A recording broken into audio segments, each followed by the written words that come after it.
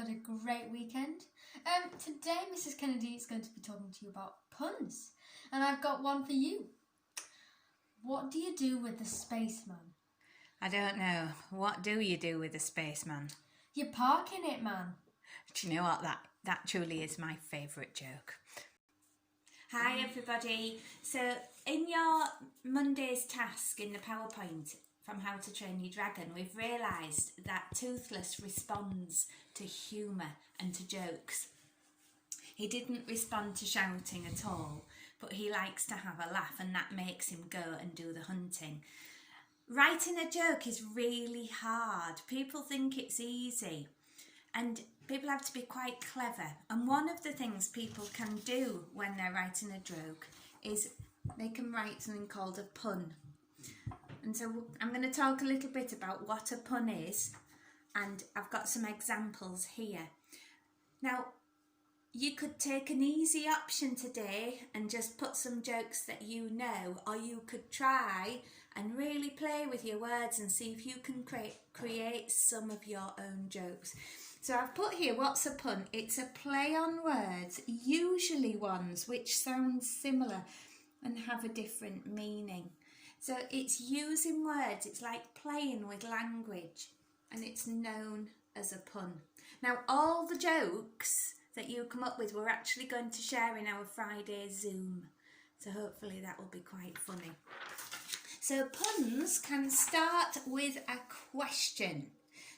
Now, it's a rhetorical question. I don't expect you to answer it. I don't expect you to give me the answer. So here's my first one. Where do polar bears vote? No. I don't know. Where do polar bears vote? And there's the answer. The North Pole. Now, if the North Pole. Pole is not spelt correctly. The spelling has changed. Now, when people go to vote, they'd vote at a polling station. So it's a play on that word. Let's have a look at another. Oh, yes. I like this one. What do you call a sleeping bull? I don't know. What do you call a sleeping bull?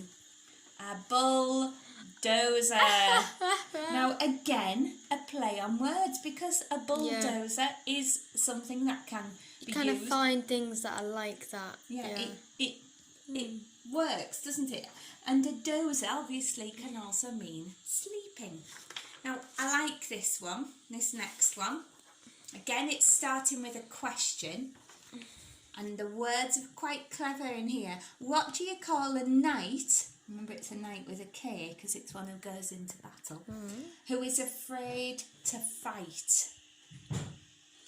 Yeah, that's a good one. The answer is surrender. Surrender. Again, it sounds like the word surrender, which is like giving in.